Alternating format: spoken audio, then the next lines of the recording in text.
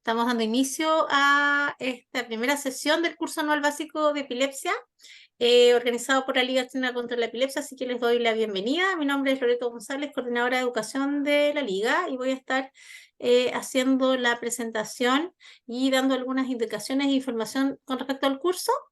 Entonces, el curso, como saben, es online, 100% online, y son 4 semanas del mes de noviembre, donde nos vamos a reunir de 20 a 21:30 horas. ¿Ya?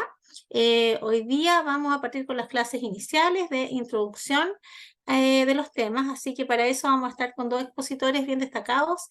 Inmediatamente voy a dejarlos con el primer tema, que va a estar a cargo de la doctora Carmen Paz Pérez. Ella es neuropediatra y se desempeña en el Hospital Regional Guillermo Brand de Concepción y también en el Hospital Higueras de Talcahuano. ¿Ya? La doctora Carmen Paz Pérez nos va a estar desarrollando el tema introducción y conceptos básicos con respecto al diagnóstico en las epilepsias, y posteriormente ya vamos al segundo tema. Y luego, a eso de las 21 horas más o menos, tenemos programado la mesa redonda, por lo cual les pido que si hay preguntas que deseen hacer alguno de los expositores, vayan haciendo estas preguntas y las vayan escribiendo en el panel de preguntas que tiene dispuesto Zoom para este fin. Entonces, con eso, por mi parte, dejo ahora con ustedes a la primera expositora, la doctora Carmen Paz Pérez. Muchas gracias, doctora. Muchas gracias, Loreto. Buenas tardes, buenas noches para algunos quizás. Vamos a compartir mi pantalla.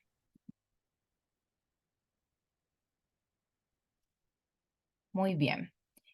Agradezco la oportunidad de participar nuevamente en esta jornada de capacitación en epilepsia y trataré de ser lo más gráfica y clara posible, porque hay algunos conceptos que tienden a ser un poco difíciles de comprender, pero yo creo que vamos a irlo desarrollando bien. En la estructura de la presentación vamos a ver una breve introducción, conceptos básicos, cómo diagnosticar un paciente con epilepsia, causas, diagnósticos diferenciales, algunos videos ejemplificadores y conclusiones finales. En términos generales, el concepto de epilepsia deriva del griego epilapanein, que significa tomar por sorpresa. O sea, así de antiguo es esto. Y la epilepsia es una enfermedad tan antigua como la humanidad. En los pueblos primitivos, este trastorno era interpretado como un castigo de los dioses o una posesión demoníaca. Y los griegos fueron los primeros en incluirla dentro del concepto de enfermedades físicas. Hipócrates, en el 460 a.C., mencionó que no es más divina ni más sagrada que cualquier otra enfermedad y que tiene un origen natural que está localizado en el cerebro. Le quitó este concepto de divino, de maligno, asociado a espíritus. A finales del siglo XIX se inicia la era moderna de la epilepsia. En 1873, un neurólogo inglés estableció la primera definición, aún vigente, como una descarga súbita rápida, excesiva de neuronas cerebrales, y en 1912 se comercializaron los primeros fármacos antiepilépticos. Hans Berger en 1929 registró en papel el primer electroencefalograma. Es una afección neurológica que no es contagiosa y esta no discrimina, puede afectar a personas de cualquier edad, género, raza o clase social. El 10% de la población general tendrá una crisis de epilepsia en su vida. Esto es alto. Distribución bimodal es más frecuente en menores de 20 años y en mayores de 60, y hay un mayor riesgo en los extremos de la vida, o sea, en el periodo neonatal y en los adultos mayores. La incidencia de epilepsia en la población general a nivel mundial es de un 0,5 a un 1% de casos nuevos de epilepsia al año, y en Chile tenemos una prevalencia de 10,8 a 17 por 1000 habitantes y una incidencia de 114 por 100.000 habitantes por año. Entonces, ¿dónde vamos a enmarcarnos a nivel corporal cuando hablamos de epilepsia? Esto es algo que ocurre dentro de la cabeza, en el cerebro. El cerebro es una unidad anatómica compleja, está dividido en hemisferios derecho e izquierdo, y estos están unidos por una estructura central que es el cuerpo calloso. Además, tiene una división anatomofuncional a nivel de lóbulos, frontal, parietal, occipital, temporal, y estos cumplen funciones y roles específicos. Si nosotros nos adentramos en este cerebro y vemos su organización interna, vemos que tiene una capa externa, macro, que es la sustancia gris, y una capa interna, que es la sustancia blanca compuesta por axones. Em, si hacemos un corte microscópico de esta capa externa, que es la sustancia gris, aquí vemos los cuerpos de las neuronas, y perdón, y estas están organizadas, altamente organizadas en capas específicas. Cada neurona se conecta con otra neurona a través de una sinapsis. Las neuronas no se tocan entre ellas, sino que hay un espacio entre neuronas que es la hendidura sináptica, y la neurona presináptica se comunica con la neurona postsináptica a través de neurotransmisores. Son uniones químicas. Y otro concepto muy importante, el cerebro funciona como una unidad, como un cableado interconectado. ¿Ya? A pesar de que nosotros hacemos estas divisiones funcionales de lóbulos, entre ellos están interconectados. O sea, el funcionamiento se da interaccionando unos con otros. Por lo tanto, cuando hablamos de epilepsia, hablamos de redes de epilepsia, ¿ya? Y redes neuronales asociadas a la epilepsia. Cuando tenemos un paciente que tiene un evento agudo, inusual, extraño, o sea, un evento paroxístico o un trastorno paroxístico, es muy importante que podamos definir si esto es un evento epiléptico o un evento no epiléptico. Cuando hablamos de un trastorno paroxístico o un evento paroxístico epiléptico, es el concepto clásico de crisis epiléptica, y esta tiene origen cerebral. Es una aparición transitoria de signos o síntomas que son provocados por una actividad neuronal anómala, excesiva o simultánea en el cerebro. Y su contraparte, los eventos paroxísticos no epilépticos, que son eventos de origen cerebral, pero no se desencadenan por una descarga normal, excesiva y desordenada de las neuronas. Estos son los llamados los grandes simuladores de crisis epiléptica. Es importante tener este concepto. Acá los pongo en una tabla muy general. Más adelante vamos a detallar un poquitito más. Vamos a centrarnos entonces en los eventos paroxísticos epilépticos o las crisis epilépticas. ¿Qué es lo importante? Cuando tenemos un paciente con una crisis epiléptica, esta puede ser una crisis provocada o sintomático aguda, por ejemplo, causada por una nox aguda, una infección, un cuadro agudo, que si yo remuevo ese evento agudo, esto no tendería a recurrir. Tenemos además crisis epilépticas no provocadas, que ocurren y no sabemos por qué, no logramos identificar un evento, un elemento agudo inmediato que sea la causa. Y otro concepto importante es el concepto de crisis febril, que es una crisis epiléptica que se da en pacientes pediátricos en edad específica de la vida. ¿Por qué es importante diferenciarlos? Porque el tratamiento y el riesgo de recurrencia de cada grupo es diferente. En el caso de las crisis provocadas o sintomáticas agudas, son secundarias a estímulos agudos, intra o extracerebrales, que pueden no recurrir si la causa subyacente se remueve o el fenómeno agudo ha finalizado. Ahí les puse un listado de eventos que podrían potencialmente causar crisis epilépticas o crisis sintomáticas agudas o crisis provocadas.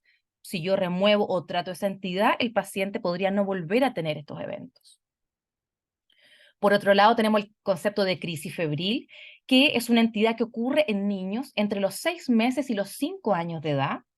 Se da en un 2 a un 4% de los menores de 5 años y son crisis epilépticas asociadas a fiebre, o sea, temperatura superior a 38 grados Celsius. Aquí se excluyen niños que estén cursando infecciones del sistema nervioso central, anomalías metabólicas sistémicas agudas, y el paciente no debe tener antecedentes de crisis afebriles previas, o sea, de alguna crisis no provocada previa. Se dividen en simples y complejas, y esto va a depender de si el evento ocurrió, la crisis fue generalizada o focal, si duró más o menos de 15 minutos, o si tuvo recidiva o no dentro de las primeras 24 horas. Otro elemento importante acá, a propósito de algunos casos que hemos tenido en la región del Biobío, si yo tengo un paciente pediátrico que consulta en el servicio de urgencia por una crisis asociada a fiebre, pero que tiene menos de 6 meses, o incluso con 6 meses justo, tenemos que plantearnos la posibilidad de que esto no es una crisis febril. O sea, yo no puedo hablar de crisis febril en un niño de 3 meses con crisis con fiebre, jamás, nunca, ¿ya? Y ahí lo que tendríamos que pensar lo primero es que podría haber una infección del sistema nervioso central, ¿ya? Ese concepto es súper importante. Nos ha tocado derivación de pacientes, por ejemplo, de 15 años, 14 años, que tuvieron una crisis asociada a fiebre y fueron catalogados como crisis febril. Eso no ocurre. Y otro concepto que les había mencionado, que son estas crisis epilépticas no provocadas. No sé por qué vienen. Y estas las podemos dividir en una crisis única o una crisis repetida. Estas crisis no provocadas son crisis epilépticas donde no se logra reconocer una causa aguda directa. Y aquí tenemos dos alternativas. Puede ser la primera manifestación de una epilepsia, como es el debut, no sabemos si va a tener otra crisis posteriormente, o es un evento aislado y que nunca volverá a repetirse. Importante esto, el riesgo de presentar una segunda crisis de epilepsia después de haber tenido una primera es de un 40 a un 52%. O sea, es un riesgo de recurrencia menor a un 60%, ¿cierto? Pero si esta crisis epiléptica no provocada se repite, ya el riesgo de tener una tercera crisis luego de haber tenido dos crisis no provocadas previas aumenta un 60 o un 90%. Y aquí es donde parte un concepto muy importante que es el concepto de epilepsia. Es una enfermedad neurológica que se caracteriza por la presencia de dos o más crisis epilépticas no provocadas. La ILAE, el 2014, la Liga Internacional contra la Epilepsia, la definió como una enfermedad neurológica crónica caracterizada por una alteración de la corteza cerebral que determina una predisposición duradera a tener crisis epilépticas espontáneas y trae consigo una serie de consecuencias sociales, psicológicas, cognitivas y neurobiológicas. La ILAE, el año 2017, la definió como una enfermedad cerebral con predisposición persistente a generar crisis epilépticas y que para diagnosticarla o definirla podemos tener cualquiera de las siguientes circunstancias. Uno, al menos dos crisis no provocadas con más de 24 horas de separación. Por ejemplo, si yo tengo un paciente que tiene una crisis tónico-clónica generalizada no provocada a las 3 de la tarde y tenemos otra crisis tónico-clónica generalizada ese mismo día a las 7 de la tarde, no podríamos hablar de una epilepsia puesto que no hay 24 horas de separación bajo este concepto. Segundo concepto, una crisis no provocada y una probabilidad de presentar nuevas crisis durante los 10 años siguientes, similar al riesgo general de recurrencia tras la aparición de dos crisis.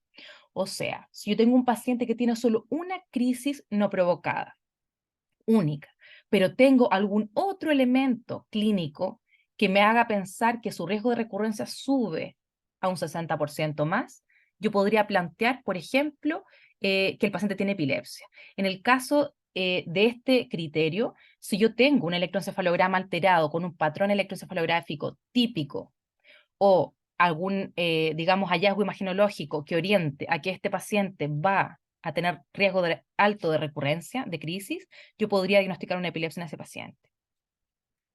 Y una tercera alternativa es que yo diagnostique un síndrome de epilepsia, ¿ya?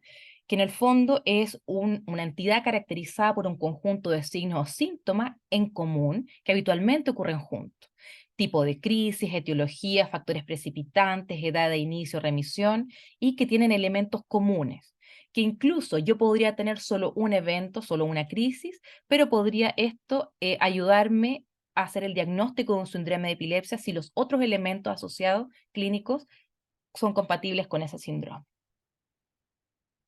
Y otro concepto importante, el diagnóstico de epilepsia es clínico. Si yo tengo un paciente, por ejemplo, de 15 años, 16 años o 12 años, qué sé yo, con una crisis tónico-clónica generalizada, típica, y que 2 días después hace otra crisis tónico-clónica generalizada típica, yo puedo hacer el diagnóstico de epilepsia en ese paciente, aunque no tenga a la mano un electroencefalograma.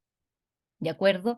El electroencefalograma es un elemento útil, vamos a conversarlo más adelante, pero yo puedo hacer el diagnóstico clínico e iniciar tratamiento si es que no tengo la posibilidad de tener en ese mismo momento un electroencefalograma. Ya les había comentado sobre los síndromes de epilepsia. Mientras más específica sea la entidad, mientras más digamos, información logre tener yo de esta entidad, yo voy a establecer diagnósticos específicos, pronósticos específicos y comorbilidades específicas. Eso ya lo habíamos mencionado en relación a el síndrome de epilepsia. En general, los síndromes de epilepsia no tienen una correlación uno a uno con un diagnóstico etiológico, pero es útil para guiar el tratamiento, ¿ya? Por ejemplo, yo puedo tener un paciente, en el caso de pediatría, yo soy neuropediatra, con espasmos infantiles, tiene características típicas, el síndrome de espasmos infantiles, electroencefalogramas con hiperritmia, regresión del desarrollo psicomotor y espasmos clínicos, pero uno puede ser causado por una mutación específica, genética, o en otro paciente ese mismo síndrome puede ser causado por una malformación del desarrollo cortical.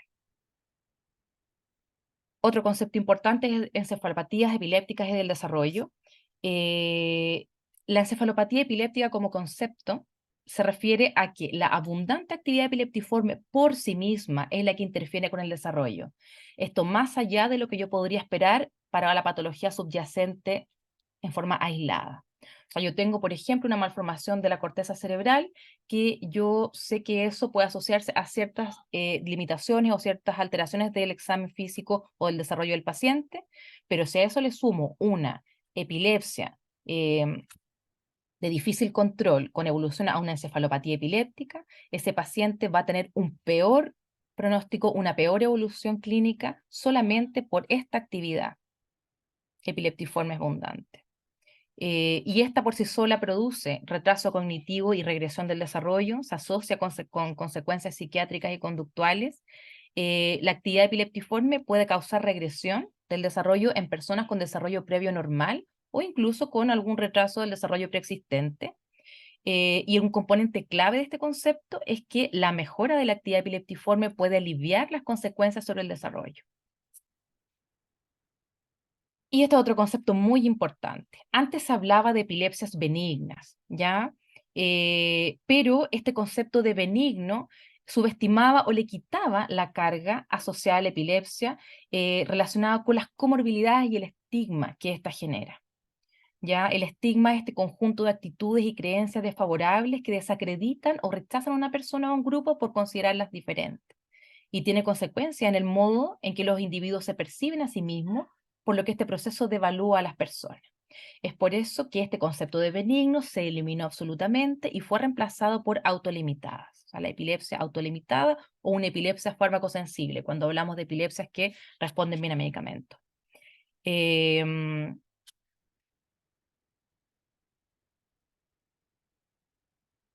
Ahora les voy a hablar un poco de la clasificación. Esto es algo muy general porque lo van a ver en otro seminario.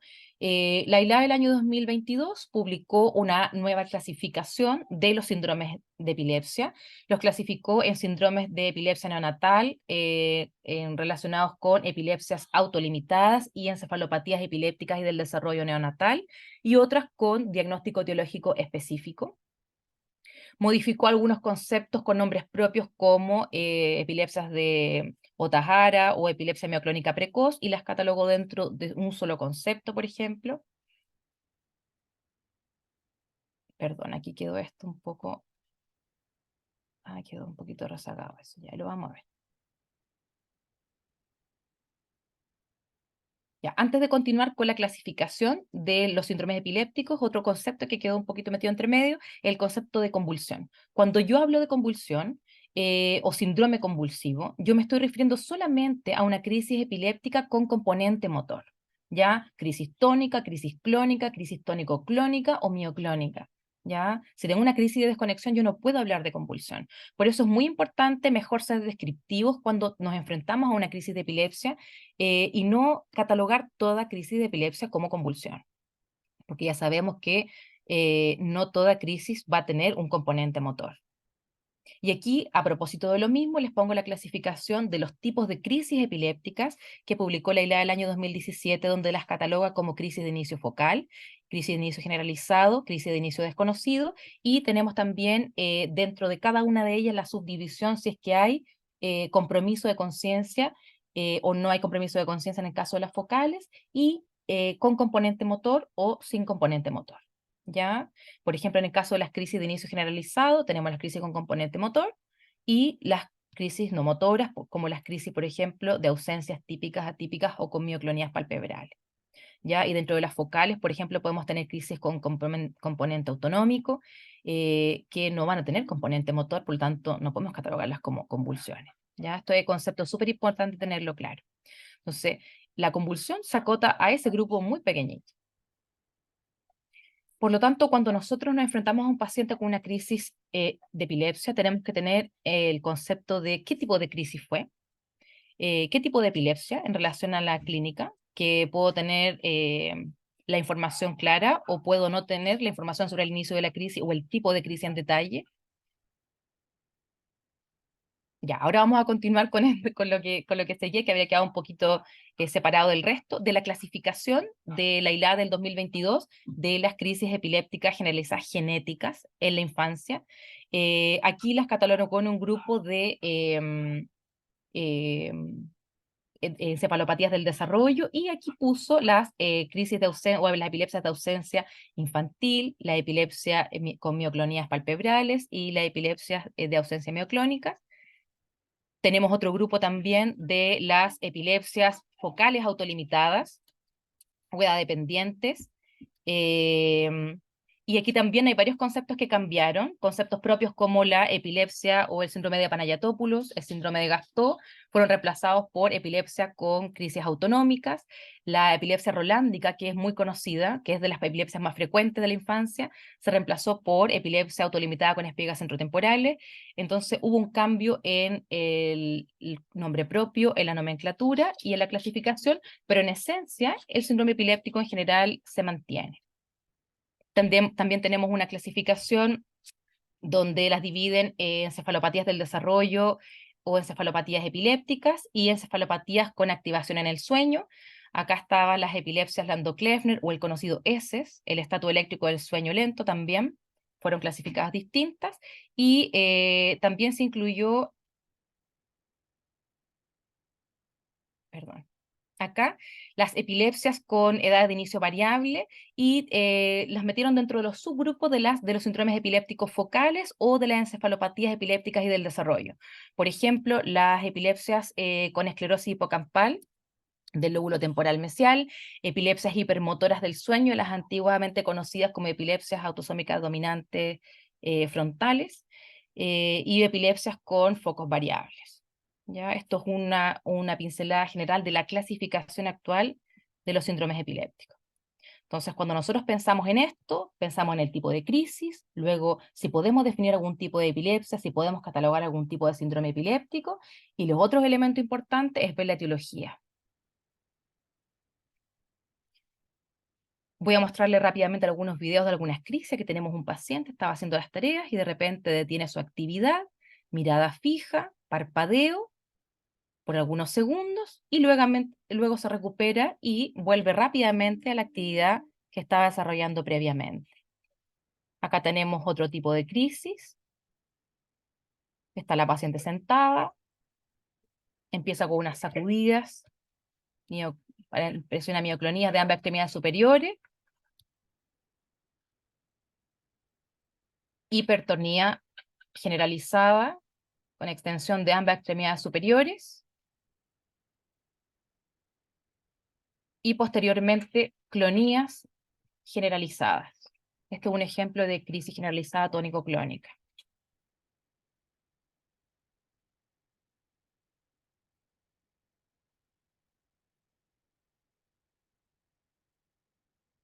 Aquí tenemos otro tipo de crisis,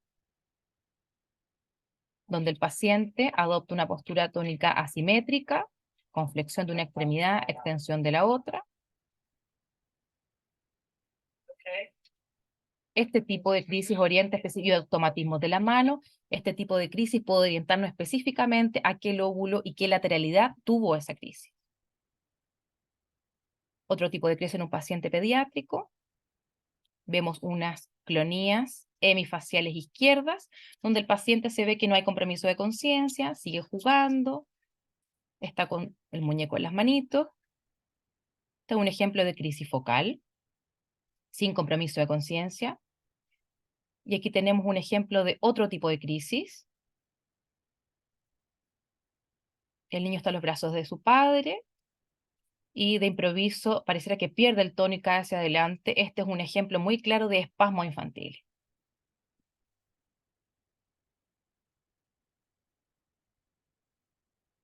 Este tipo de crisis se le ha catalogado como generalizado focal, puesto que la etiología podría ser generalizado focal,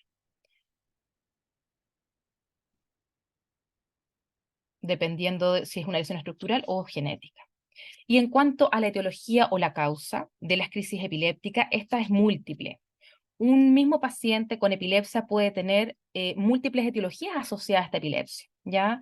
Etiologías genéticas, asociadas a mutaciones genéticas específicas, etiologías estructurales asociadas a alguna noxa postnatal, alguna noxa prenatal o alguna malformación del desarrollo, etiologías metabólicas, por ejemplo, alguna alteración enzimática que es la que genera la epilepsia.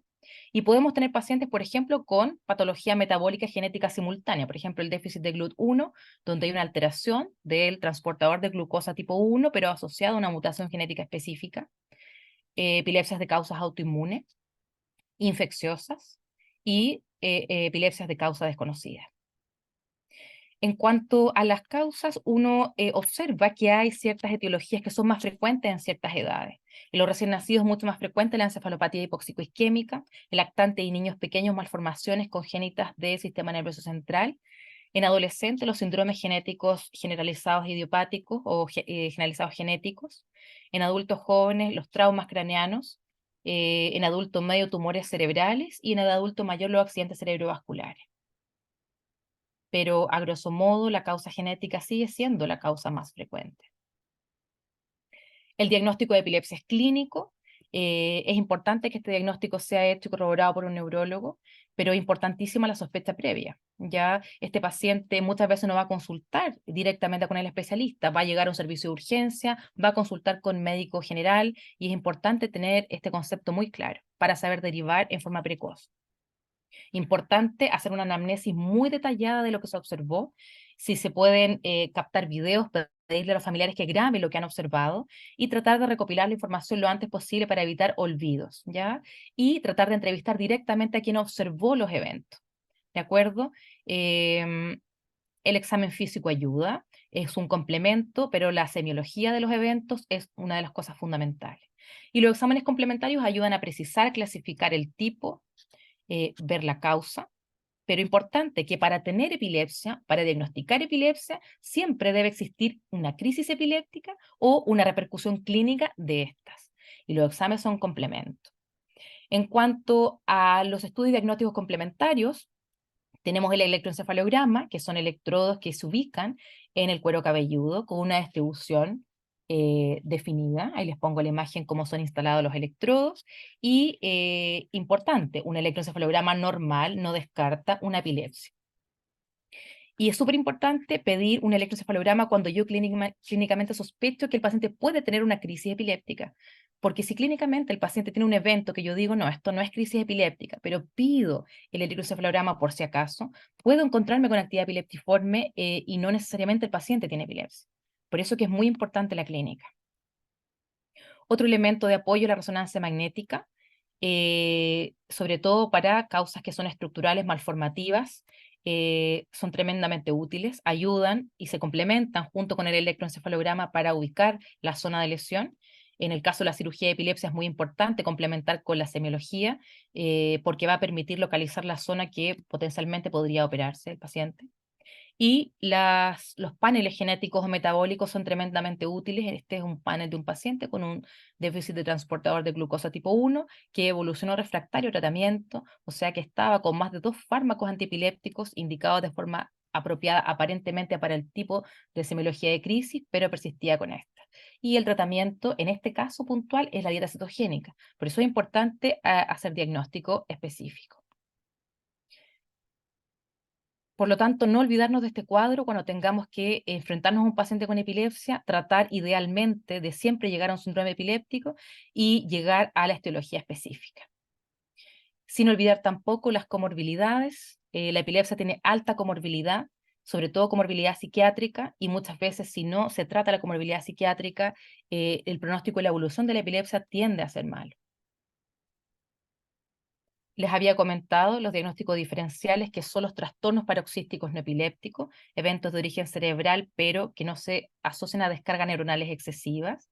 Suelen ser benignos, asustan habitualmente al entorno familiar y los podemos catalogar y diferenciar según edad y según, digamos, proceso madurativo del cerebro.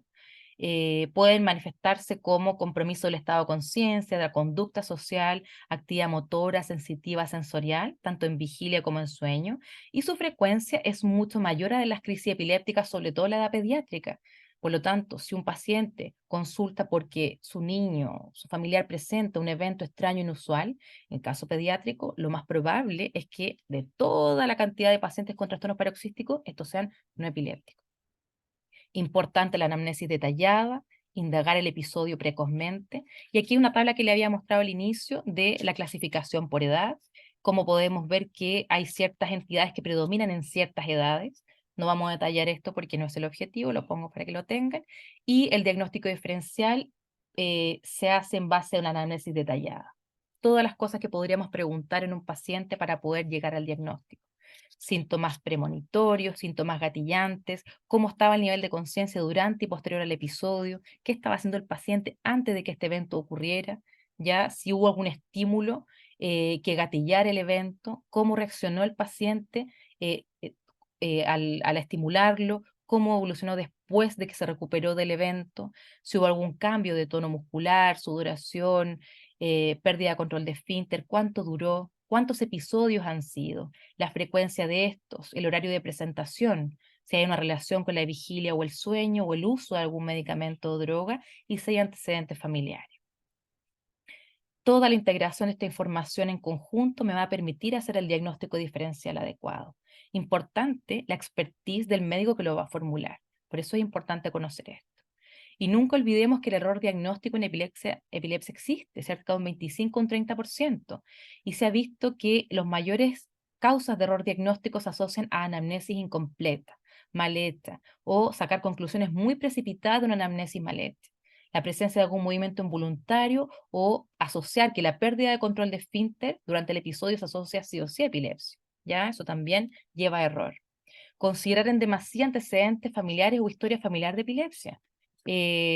Muchas veces el paciente presenta un evento paroxístico, como tiene antecedentes de su mamá con epilepsia, tiende a asociarse, o un hermano con epilepsia, como que sí o sí este evento fue una crisis de epilepsia, ¿ya?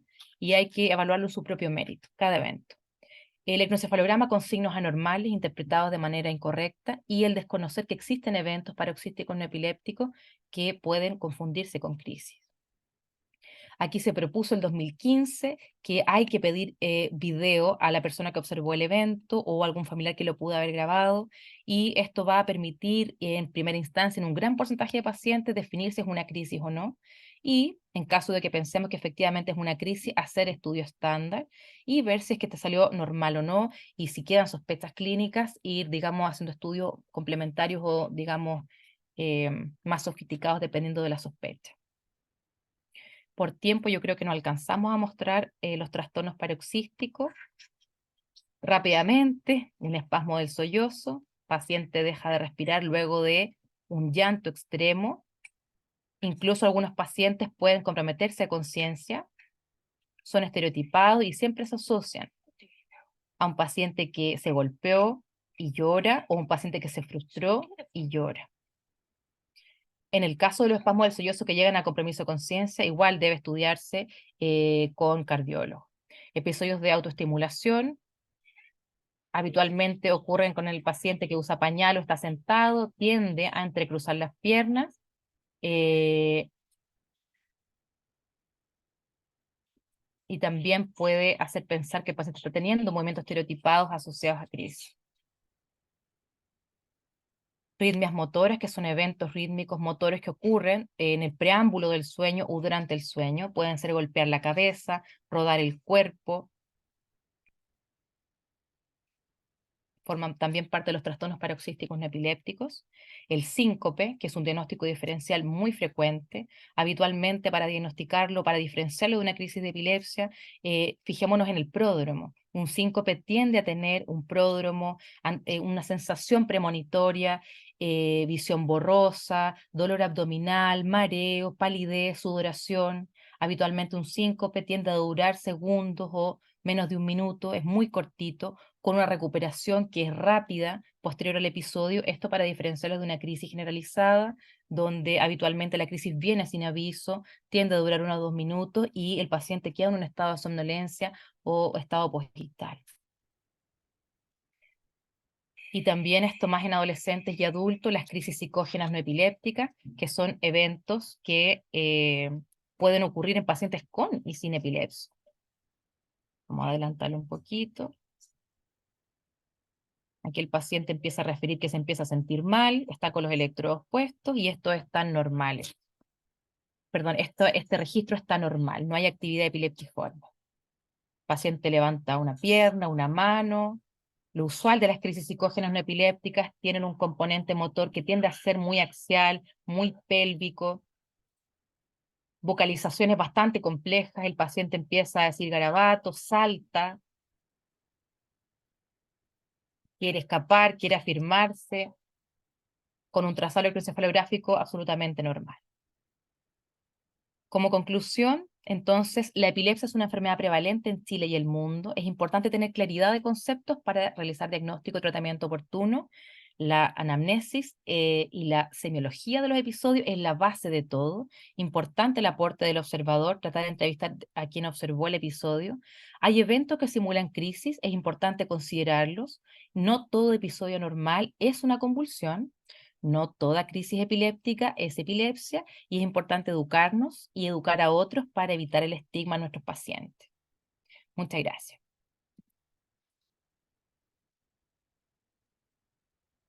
Muchas gracias, doctora. Voy a dar la información de la asistencia. Tienen que dejar registrado en el chat su nombre y su correo electrónico, por favor.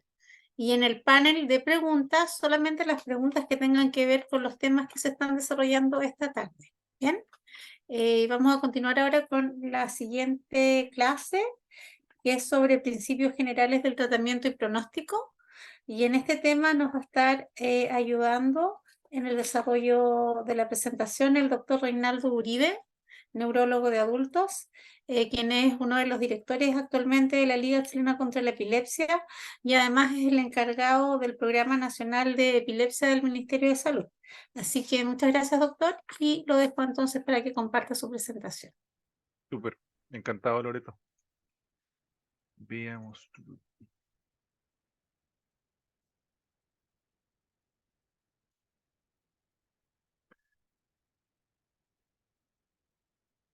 Bien, como siempre, muchas gracias por la oportunidad de presentar dentro de esta jornada. Como les comentaba, Loreto, bueno, mi área de interés siempre ha sido epilepsia y me desempeño tanto en la Universidad Católica como en el Hospital Sotero del Río, dos centros donde tenemos atención tanto del público que tenga cobertura privada o cobertura pública. Estos son mis conflictos de interés. En realidad realizamos charlas o conferencias honorarios y también investigación, consultoría y todo esto con el objetivo de tener una mejor cobertura o apoyo para nuestros pacientes y estudiantes. Tenemos estudiantes ya sea de pregrado, de posgrado y además fellows de epilepsia, gente que se viene a especializar y estudiar epilepsia en estos dos centros. Y el índice para esta presentación consta de 6 partes. Vamos a conversar los tratamientos más utilizados en epilepsia, desde los fármacos anticrisis, vamos a pasar por las cirugías, vamos a hablar un poquito de dieta cetogénica, cuál es la realidad por lo menos en nuestro país. También 2 terapias más innovadoras, una que son terapias inmunes, también terapias asociadas a distintas mutaciones, y el pronóstico. Comencemos con los fármacos anticrisis. Bien importante conocer, ¿no es cierto?, que la mayoría de los fármacos anticrisis están enfocados en algún punto de la sinapsis, ya sea tenemos acá, por ejemplo, algunos que están o se asocia a la activación de los canales de sodio, bloqueadores de canales de sodio, que ustedes pueden tener acá carbamazepina, la cosamida, la motrigina, oscarbazepina, fenitoína, topiramato. El resto en general no está en nuestro país, por lo menos. Yo sé que en algunas partes de Sudamérica hay algunos otros tipos. También algunos tenemos asociados a canales de potasio. Este, por ejemplo, se intentó utilizar en pacientes con epilepsia, pero tuvo varios efectos adversos. También tenemos algunos moduladores de los canales de calcio, por ejemplo, gabapentina y pregabalina. Uno bien particular, que es el levetiracetam, que tiene una acción contra una proteína, que es la SB2A, en las vesículas sinápticas. También tenemos bloqueadores de los canales de calcio que les comentaba recién, como la etosuximida, la motrigina, sonizamida. Eso para los que son acciones presinápticas, y las que tienen acción postsináptica tenemos, por ejemplo, los o antagonistas de los canales o receptores de glutamato. Por ejemplo, aquí tenemos la motrigina, topiramato, y los potenciadores GABAérgicos, bien conocidos, por ejemplo, las benzoazepinas, los barbitúricos, como lo que es el fenobarbital, y otros, por ejemplo, el estilbentol, topiramato, ácido valproico y vigabatrina, ¿no? Si se dan cuenta, la gran mayoría de los antipiréticos funcionan ya sea de forma presináptica o postsináptica. Y otra cosa interesante es que tienen muchas veces más de un mecanismo de acción.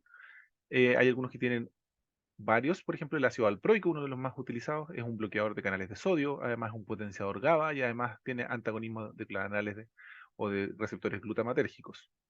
Y algunos muy particulares, como el que comentábamos recién, por ejemplo, el levetiracetam, con un mecanismo único y diferente, ¿no? Así que esto es bien interesante porque para ver las bases del tratamiento, en general vamos a ver cómo utilizar uno, ¿ah? Y después les voy a dejar algunos enlaces para que aprendan a utilizar interacciones entre ellos, o sea, utilizar más de un tipo de anticonvulsivante. Para el tratamiento vamos a enfocarnos en dos partes. Uno que es el tratamiento agudo, que en especial es para los estados epilépticos o para las crisis epilépticas a repetición, ya sea, por ejemplo, en los servicios de urgencia, en la atención de pacientes que están en una crisis inmediata. Y después vamos a hablar un poquito del tratamiento que es más crónico, del paciente que vemos en el ambulatorio y que en realidad los vamos trabajando escogiendo un poquito más, un poquito mejor los fármacos, ¿ah? En general, cuando estamos en el setting agudo, o el manejo de las crisis a repetición o el estado epiléptico, en la mayoría de los hospitales se cuenta con los códigos, ¿ah? Así como existen los de accidente vascular, códigos de accidente vascular, existen los códigos de estado epiléptico. Este es el que utilizamos nosotros en el Hospital Sotero del Río, en el cual tenemos el diagnóstico de crisis epilépticas, ya sea clínicas o de estados epilépticos, y que se manejan ya sea de la unidad, por ejemplo, si son de baja complejidad, a través de un código azul, ¿no? Para poder mantener también, ¿no es cierto?, vía aérea, circulación, etcétera, del paciente, y las unidades de intermedio en general son manejadas por los residentes, o los de UCI, o los de urgencias, por ejemplo. Ahora, ¿qué utilizamos en general como tratamiento en estos casos? En general son benzodiazepinas. La más recomendada en general está siendo midazolam, y la gracia que tiene es porque tiene dos características. Una, tiene más de una vía de administración. Por ejemplo, en los niños o en algunos adultos se puede utilizar en el vestíbulo bucal. Se puede colocar de forma intramuscular o también intravenosa. Y se pueden repetir sus tratamientos, y además tiene la gracia que es una de las benzodiazepinas que no tiene denaturación muy rápida, por lo tanto uno puede tener una ampolla cargada por varias horas, incluso días, ¿no? Así que se puede utilizar en varias ocasiones. Eso se asocia casi siempre después de que la crisis, o se utiliza en la mayoría de las veces cuando la crisis alcanza los 2 minutos, y si la crisis alcanza más de 5 minutos, se utiliza otra ampolla o administración de midazolam. Y en general nosotros, esto es un poquito en discusión, pero en general nosotros utilizamos un primer fármaco anticonvulsivante formal. Ahí vamos a revisar cuáles hay. Esto se puede seguir repitiendo, ¿ah? A veces tenemos pacientes que tienen crisis muy prolongadas, por ejemplo, aquí 15 minutos después de la infusión del fármaco anticonvulsivante, si el paciente sigue apareciendo crisis, se puede utilizar un fármaco anticonvulsivante formal ya de segunda línea. Y lamentablemente, si el paciente no logra detener sus crisis después de este segundo fármaco anticonvulsivante, en general se lleva a sedación profunda, intubación orotraqueal y manejo en UCI, ¿no? Todo eso al amparo, ¿no es cierto?, de mantener vivo el paciente, ya sea con el ABC, el monitoreo cardiovascular y los exámenes básicos, por ejemplo, desde un hemoglucotest, que puede ser algo muy reversible, una crisis epiléptica por hipoglicemia o hiperglicemia, más los exámenes generales habituales que se utilizan. Estos son códigos que uno puede ir mejorando, ¿no es cierto?, en cada uno de sus hospitales.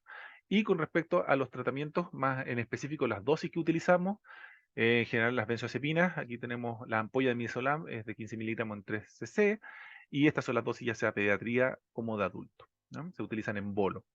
Y con respecto a los fármacos anticrisis, los de primera línea, nosotros utilizamos en general fenobarbital, fenitoína, levetiracetam y lacosamida. Ya no utilizamos ácido valproico porque sé que hay un quiebre de stock mundial, por lo tanto no tenemos asequible ácido valproico endovenoso. Estas son las posologías, las dosis de administración. Generalmente están en fenobarbital y fenitoína cerca de los 20 miligramos por kilo, el levetiracetam se ocupa mucho más, 60 miligramos por kilo, y la lacosamida incluso en el adulto no se calcula por kilo, sino que se utiliza una dosis única de 400 miligramos. Aquí tienen ustedes las dosis máximas y los tiempos de infusión para utilizar en pacientes con crisis, recuerden, a repetición, o pacientes que están en estado epiléptico. Y este son los fármacos de primera y segunda línea en general. Y tenemos el paso a los pasos orales, ¿o no? Después del que uno trata las crisis y logra yugularlas, después ustedes pueden pasar a los pacientes a comprimidos enterales, ya sea por sonda nasoenteral o vía oral, si que el paciente recupera conciencia, ¿no? Y esas son las dosis más utilizadas en general. Eso en el setting más agudo, así que lo invito ¿no es cierto?, a conocer más o menos cuáles son los protocolos locales que ustedes tienen para el manejo de las crisis del estado epiléptico. Y con respecto al tratamiento más crónico, la mayoría de las veces uno cuenta con un arsenal. Acá en Chile nosotros tenemos un arsenal que está cubierto por una ley, que es una garantía explícita en salud, que se llama GES, y ustedes pueden ver aquí en color rojo aquellos que están con mayor cobertura. ¿Ah? La gran mayoría de las veces estos anticonvulsivantes, ya íbamos a ver, tienen una efectividad muy similar entre ellos, o sea, la gran mayoría de las veces alcanza una efectividad del 70% de los enfermos aproximadamente. Y por lo tanto la forma de elección en general va asociado al tipo de comorbilidad que tiene el paciente, cosas que queremos evitar que produzca el anticonvulsivante. Entonces aquí tienen la composición más o menos de los comprimidos que se utilizan, las dosis más habituales en un adulto, y aquí tenemos los efectos adversos. Y esto es re importante, lo de los efectos adversos y las comorbilidades. Por ejemplo, si ustedes tienen, por así decir, un paciente adulto mayor con un poco de deterioro cognitivo, sería muy extraño que ustedes lo quieran tratar con fenobarbital, por ejemplo, porque va a empeorar su deterioro cognitivo. Lo mismo pasa con primidona, incluso pacientes muy depresivos pueden empeorar sus depresiones por ello. O, por ejemplo, una paciente joven, una mujer en edad fértil, incluso si ustedes parten fenitoína, un fármaco que se utiliza muchísimo, lamentablemente va a desarrollar hirsutismo, hiperplasia gingival. Imagínense una mujer está así, con alteraciones hepáticas. Y no sé, por ejemplo, otros casos, nosotros tenemos pacientes que utilizan harto ácido valproico, en especial estas epilepsias generalizadas que le comentaban recién en la presentación previa de la doctora Carmen Paz. Pueden desarrollar, por ejemplo, temblor al utilizar ácido valproico. A mí me tocó un chiquillo que tiene una epilepsia generalizada y era diseñador gráfico. Y de su epilepsia anduvo fantástico en el ácido valproico, se le quitaron todas las crisis, pero tenía un temblor tan importante que perdió su estudio de la parte de diseñador gráfico porque tenía el efecto adverso del ácido valproico. Entonces, así de sutil o exquisito tiene que ser el tratamiento con los fármacos anticonvulsivantes. Siempre fijarse en las comorbilidades que tiene el paciente, las preferencias que tiene, obviamente, y evitar efectos adversos que puedan ser más nocivos, no solo por la epilepsia, sino que en lo que se desempeña cada uno. Con respecto a los fármacos que son más nuevos, acá en Chile por lo menos tenemos buena cobertura de lo que es la motrigina y el levetiracetam, nos falta eso sí, topiramato y la cosamida. Y cabe destacar, en especial en el caso de la motrigina, el uso muy cuidadoso de ella. Se aumentan las dosis muy lentamente, son de aproximadamente 12,5 a 25 miligramos por semana, así de cuidadoso es, ya que puede desarrollar un rash o incluso un Steven Johnson, o sea, una alergia cutánea muy, muy severa. Y en el caso del levetiracetam, que se puede utilizar mucho más rápido en general, hay que tener cuidado, eso sí, con los cuadros depresivos, que son cerca de un tercio de los pacientes, que pueden ser incluso asociados a psicosis. Así que con harto cuidado. Con respecto a los más nuevos también, topiramato y la cosamida, tener cuidado con el topiramato, puede producir deterioro cognitivo, afasia, y en el caso de la cosamida, en especial en los adultos mayores, siempre revisar el electrocardiograma porque pueden haber bloqueos en el intervalo PR. Entonces, esos son como algunos tips para cuando usted utilice los fármacos anticonvulsivantes. En Chile, porque sé que la mayoría son de acá, tienen que conocer más o menos el flujograma de tratamiento. Es un tratamiento que comienza desde la atención primaria. El médico que atiende en APS puede realizar una interconsulta de epilepsia, va al médico contralor de su hospital, atención secundaria o terciaria. A veces son devueltas las interconsultas porque está mal descrito el cuadro. Eso puede ocurrir, hay que escribir bastante bien, ¿no es cierto? Y además pueden haber algunos diagnósticos diferenciales que se pueden saber rápidamente a través de lo que uno escribe en la interconsulta, por ejemplo, fenómenos de síncope en general en el adulto. Y si parece una crisis o parece una epilepsia, lo que está derivando el colega, se autoriza su evaluación en el hospital y ahí el neurólogo ve si corresponde o no a una epilepsia y requiere tratamiento o no. En general, si acepta este tema de que tiene una epilepsia y que requiere tratamiento, se firman 3 documentos, que es la constancia GES, el informe de proceso diagnóstico, IPD, y una interconsulta PS donde se devuelve al paciente para que pueda continuar retirando sus medicamentos en atención primaria. Y si esto no es así, por ejemplo, tiene otro tipo de patología o otro tipo de sospecha, bueno, el neurólogo no realiza tratamiento, sino que deriva donde corresponda. Por ejemplo, un síncope con alto riesgo, bueno, se irá a cardiología, etc. La pregunta siempre es, ¿con qué comenzamos? En general, el tratamiento debería ser iniciado por neurólogos. En la atención primaria se pueden hacer algunas excepciones, ¿no es cierto? En especial en el adulto. Yo diría que los niños, como tienen mayor dificultad diagnóstica, hay mayor cantidad de diagnóstico diferencial. Generalmente uno debería hacer el inicio de tratamiento al amparo de un neurólogo pediátrico. En el caso del adulto es un poco más sencillo, eso sí, los inicios de tratamiento. ¿Podría ser realizado por un médico de atención primaria? Sí, en especial si tiene una baja red de apoyo, ¿no es cierto?, desde atención secundaria o terciaria o una derivación un poco lenta. Y debería fijarse más o menos en estas 5 características. Primero, a qué tipo de crisis corresponde o síndrome epiléptico corresponde, las comorbilidades que tiene el paciente, las preferencias del paciente, obviamente, y del médico, lo que sepa usar, es mejor eso, ¿no es cierto? El acceso, ¿ah? Si tiene buena cobertura o no en los medicamentos que se van a utilizar, y el caso especial de la mujer que está en edad fértil en la teratogenicidad que tenga el paciente. Este algoritmo es bien importante, yo diría que para la primera parte, que son tipo de crisis y síndromes, se rellena bastante bien, o sea, se completa bastante bien. Aquí ustedes tienen los distintos tipos de crisis epilépticas, ya sea la generalizada, por ejemplo, ausencias, mioclonía, primariamente generalizada, o acá están las focales, ¿ah? Ustedes tienen 3 grupos, pueden escoger el fármaco anticonvulsivante según el grupo, obviamente tienen que partir del 1 hacia el 3, y pueden ir cambiando dentro del mismo grupo 1, por ejemplo, antes de pasar al 2, y después, antes de pasar al 3, y pueden ordenarse más o menos qué medicamentos utilizar según ese síndrome, ¿ah? Es bien, bien práctico, por ejemplo, en los casos de ausencia, es de preferencia de tuzuximida, ácido valproico, o por ejemplo las epilepsias focales, el levetresam, la motrigina, la motrigina, carbamazepina, oxcarbamazepina, el carbamazepina y la cosamida. ¿Se dan cuenta? Hay una mayor variedad de medicamentos a utilizar, ¿no? Entonces ustedes pueden aquí comenzar el grupo 1, ¿no es cierto? Si completan el grupo 1 y no funcionó o no se puede realizar por distintos motivos, bueno, se pasan al 2, al 3, etc. ¿Ah? Y se pueden intercambiar en ese sentido. Uno de los puntos más relevantes, nosotros dijimos el tema de la teratogenicidad. Eso es muy, muy relevante. Estamos tratando de hacer una campaña en Chile, ¿no es cierto?, de que las mujeres que están en edad fértil utilicen los fármacos anticonvulsivantes que corresponden. 2 son los de elección, en general es la motrigina y levetiracetam. En promedio, una mujer sin epilepsia tiene un riesgo de aparición de malformaciones fetales del 2% aproximadamente. Y si se fijan, los fármacos anticonvulsivantes pueden aumentarlo. En el caso de la motrigina y levetiracetam, poco, 2,8, 2,9. Y en este caso uno podría pensar que, claro, levetiracetam es un poquito mejor que la motrigina, pero no es así. Si se dan cuenta, los intervalos de confianza son distintos.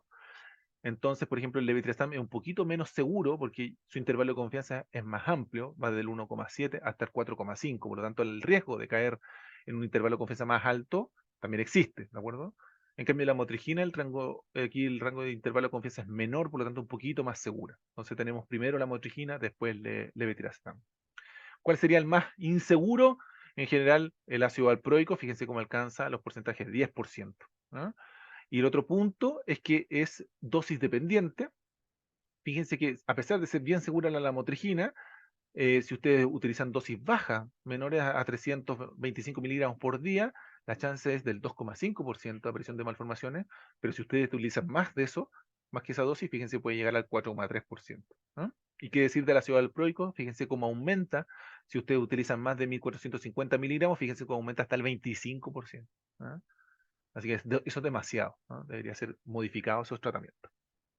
Entonces, más o menos en las guías generalmente aparece así, cuáles son, con respecto al tipo de epilepsia, si es focal versus generalizada, cuál es la primera opción, dijimos entonces la motrigina levetiracetam, segunda opción tenemos a oxcarbazepina, sonizamida no tenemos en general, la cosamida sí tenemos, tercera opción, carbamazepina. ¿Ah?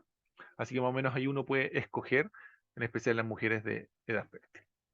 Ahora, lamentablemente, como les comentaba, no todos los pacientes tienen buena respuesta a los fármacos anticonvulsivantes. Esta es la definición de la epilepsia refractaria, viene de eso. ¿Ah? Si un paciente tiene o continúa con crisis epilépticas a pesar de estar con 2 tratamientos, o sea, con 2 fármacos anticonvulsivantes, ya sea utilizados en conjunto o en línea, lamentablemente ahí cae dentro de esta categoría que se llama epilepsia refractaria. La mayoría de los trabajos habla de que es la tasa de respuesta al primer y segundo fármaco alcanza primero al 47, después al 13% y quedan más o menos entre un 30 a 40% de pacientes sin respuesta. Así que aquí entramos a lo que son los fármacos resistentes. Y lo primero que uno tiene que entender cuando uno tiene un paciente con fármaco resistencia es que puede haber errores. ¿Ah? Hay 4 tipos de errores. el primer tipo de error es el error diagnóstico, y a todos nos ha pasado, incluyéndome. Uno puede equivocarse y diagnosticar una epilepsia y en realidad corresponde a un síncope, una arritmia o pseudocrisis, eso es muy frecuente, u otros fenómenos que pueden parecer crisis epilépticas, como por ejemplo los accidentes vasculares transitorios, los trastornos paroxísticos no epilépticos en los casos de los niños, trastornos de sueño, el movimiento, etc. El otro error, el tipo 2 que aparece aquí, que sería un tipo de fármaco anticonvulsivante inapropiado para el tipo de epilepsia, lo que conversábamos, ¿no es cierto? Cada tipo de crisis o síndrome epiléptico tiene su tipo de tratamiento en particular, y a veces pasa que algunos medicamentos pueden empeorar algunos tipos de epilepsia. Eso en general ocurre en las epilepsias generalizadas cuando se utilizan inhibidores de canal de sodio. Las crisis pueden aumentar. Así que eso sería un error, un tipo de medicamento inapropiado. El otro son errores en la dosis, cuando usted utiliza dosis insuficientes. Y también tenemos el estilo de vida de los pacientes. Nuestros pacientes a veces no son muy bien portados, ¿no es cierto? No tienen buena adherencia, no se cuidan el sueño, no se cuidan las medicaciones, por lo tanto pueden aparecer o consumen sustancias, por ejemplo, aquí, y pueden aparecer crisis a raíz de eso. Con respecto al error en el tratamiento, o sea, el tipo 2 que conversábamos recién, acuérdense siempre que las epilepsias generalizadas, por ejemplo, el síndrome de Jans, que es la epilepsia mioclónica juvenil, una de las más frecuentes de los síndromes con epilepsias generalizadas, pueden empeorar al utilizar inhibidores de canal de sodio.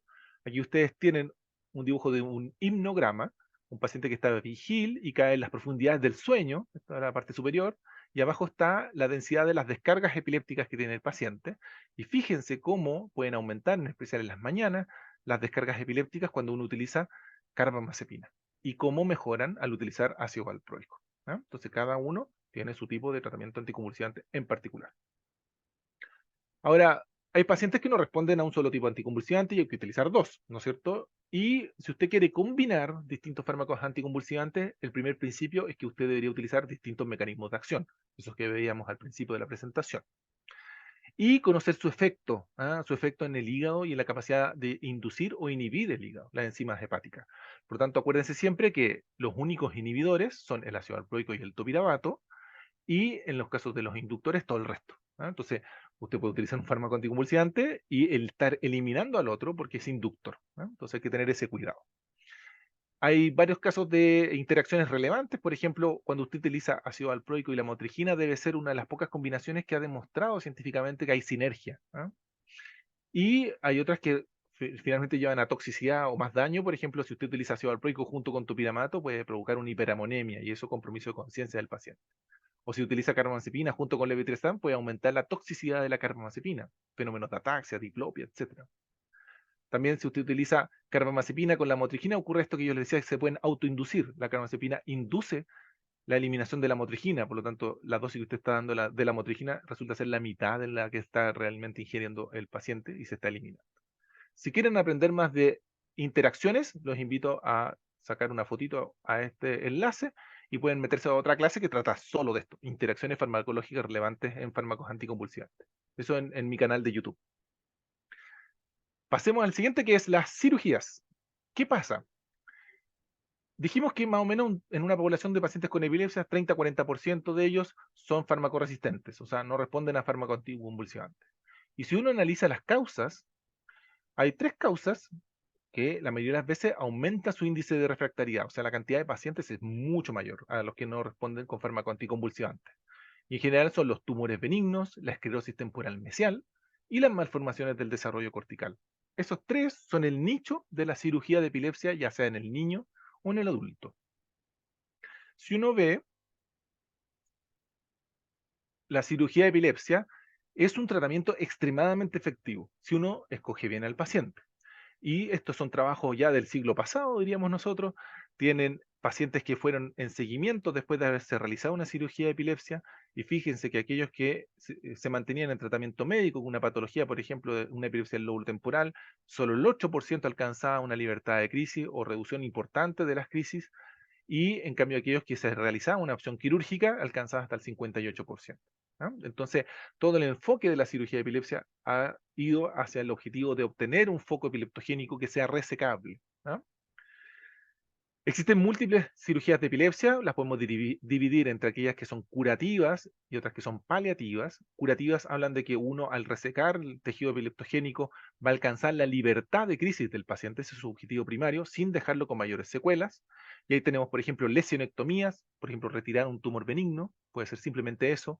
En ocasiones la red epileptogénica es más grande que la lesión, por lo tanto se tienen que hacer resecciones más amplias, que son lobectomías, o sea, se puede sacar el lóbulo temporal, por ejemplo, completo, o resecciones que son a medida, y esas en general se hacen con estudios invasivos en la cual se implantan electrodos que están en contacto con la corteza cerebral, incluso insertos dentro de la corteza cerebral, y que uno puede mapear, ¿no es cierto?, las áreas funcionales y además entender cuáles son los circuitos epileptogénicos y resecarlos solo esos. También hay técnicas ablativas, puede ser por láser, puede ser por radiofrecuencia o ultrasonido, por ejemplo. En Chile contamos con una máquina de HIFU para poder hacer ablaciones bien selectivas. También están las desconexiones. Uno puede detener una red epileptogénica resecándola completamente o también desconectándola. Y pueden haber de distintos sectores cerebrales, por ejemplo, los cuadrantes o el lóbulo temporal, o incluso todo un hemisferio que se llama hemisferectomías. Y con respecto a las paliativas, lamentablemente no alcanzan una libertad de crisis, pero sí ayudan a tener un mejor control de las crisis epilépticas en domicilio, o sea, disminuyen la cantidad, pero también disminuyen la probabilidad de que el paciente caiga en estado epiléptico, disminuye la cantidad de pacientes que van hacia la urgencia y también disminuye la mortalidad asociada a epilepsia, esto que le llamamos el SUDE. Y hay callosotomías que pueden ser anteriores, posteriores, completas, etc. También están técnicas que se llaman de neuromodulación. Ustedes pueden implantar electrodos para poder modificar las oscilaciones cerebrales, o sea, la actividad cerebral. Puede ser algo extracraneal, por ejemplo, el estimulador del nervio vago, o puede ser intracraneales con el implante de electrodos que puede estar en contacto con la corteza cerebral y funcionar incluso como pequeños marcapasos. Este es un niño que lamentablemente tenía crisis del área de Rolando dominante, por lo tanto no era resecable, no se puede sacar ese sector ni desconectar porque perdería función importante de su cerebro. Por lo tanto, se colocan estos electrodos y lo que hacen es captar la llegada de las crisis y lanzar un estímulo eléctrico igual que un marcapaso cardíaco y cortar la descarga ictal, para que las crisis sean más cortas y menos nocivas. Eso se puede hacer en la corteza cerebral y también se puede colocar o introducir así, igual que como enhebrar, se puede hacer en los hipocampos, enhebrando los hipocampos. Ahora, ¿cuándo ofrecer cirugía de epilepsia? La mayoría de las veces se sabe que los pacientes responden, o el nicho en especial está en los que son farmacoresistentes, pero uno podría utilizar la cirugía de epilepsia en pacientes que están, por ejemplo, con un solo fármaco anticonvulsivante o incluso antes de utilizar fármaco anticonvulsivante, y eso va a depender de algunas variables. Por ejemplo, un paciente pediátrico, con respecto a un adulto, el paciente pediátrico tiene una mayor urgencia de ser derivado a centros de cirugía de epilepsia. ¿Por qué? Porque está en desarrollo. Entonces uno tiene un doble ganar en estos casos. Por ejemplo, puede disminuir la cantidad de crisis, pero además mejorar su desarrollo cognitivo. Por lo tanto, uno ve florecer niños que antes podían tener un performance cognitivo muy, muy bajo. También va a depender de la causa, por ejemplo, si es una malformación del desarrollo cortical, como una displasia cortical o una esclerosis hipocampal, tiene una muy buena chance que con la cirugía de epilepsia quede libre de crisis, incluso curado. Y si eso está lejano a un área elocuente, podría ser incluso antes de utilizar fármaco anticonvulsivante o teniendo solo uno.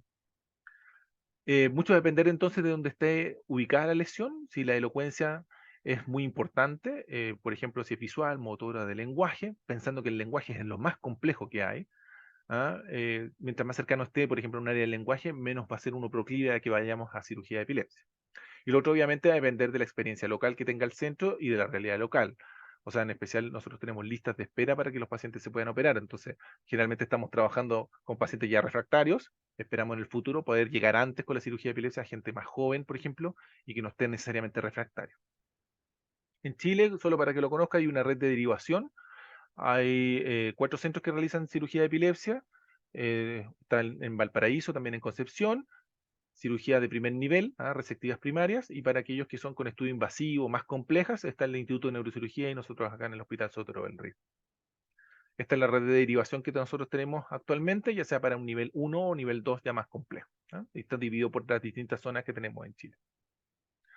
Afortunadamente, hemos ido incrementando nuestras cirugías de epilepsia en todo el país. Por ejemplo, el año pasado alcanzamos 74 pacientes, lo que habla que podemos en Chile realizar al menos una cirugía por semana, afortunadamente. Con respecto a las otras terapias que existen, también está la posibilidad de realizar terapia cetogénica. La terapia cetogénica está avalada por varias publicaciones y en Chile nosotros tenemos ciertas orientaciones técnicas que llevan a que uno pueda tener distintos policlínicos para poder desarrollarla. En general va de la mano entre un neurólogo junto con un nutriólogo, ¿ah? Y el nutricionista. Esas son la triada que trabaja principalmente con el paciente y diseñando las dietas más adecuadas. En Chile tenemos una suerte de distintas guías de orientación clínica que van desde la consultoría o de la aplicación en policlínicos médicos. También tenemos de centro de referencia y aquí cae las terapias citogénicas y también tenemos comisión de expertos para casos más complejos, por ejemplo, colocación de estimulador de nervio vago u otras terapias como CBD, etcétera. Y eso al amparo de otros tipos de guías clínicas en las cuales van asociadas a los procedimientos que realizamos, ya sea de video EG, laboratorio de electroencefalografía más clásico o estudios genéticos. Entonces, principalmente nosotros desarrollamos estas guías para que podamos tener, por ejemplo, todos los exámenes que se van a realizar y tener, ojalá, la cobertura más importante para los pacientes que son los tipos de suplementos o los tipos de leches o de alimentos que puedan llevar al paciente a la dieta cetogénica.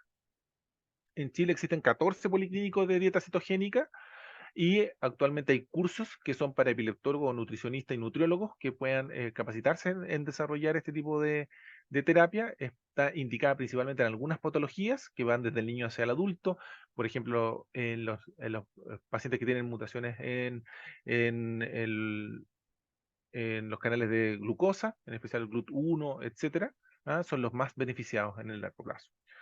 Y eso va al amparo de varias políticas para poder adquirir los insumos y el personal para poder ofrecerlo. Y hay dos terapias que me gustaría referirme así de forma bien superficial. Una es la terapia inmune.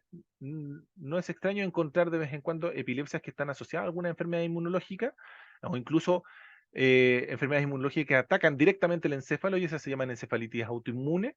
Este es un registro chileno que estamos desarrollando en el cual podemos ver que estos son los anticuerpos más frecuentemente, son anticuerpos que están dirigidos a la superficie neuronal, por ejemplo aquí en el caso de NMDA, LG1 y Cas2, y también tenemos anticuerpos que van dirigidos contra distintas enzimas intracelulares, en el caso de la neurona, por ejemplo, la GAT65. ¿No? Estos son los porcentajes más o menos de aparición de estos tipos de anticuerpos. Y esto es bien interesante porque es una materia de investigación actualmente. Cada año aparecen nuevos autoanticuerpos que al activar, ¿no es cierto?, la neurona producen daño cerebral, en especial al amparo de aparición de deterioro cognitivo, trastorno psiquiátrico y aparición de crisis epilépticas. ¿No?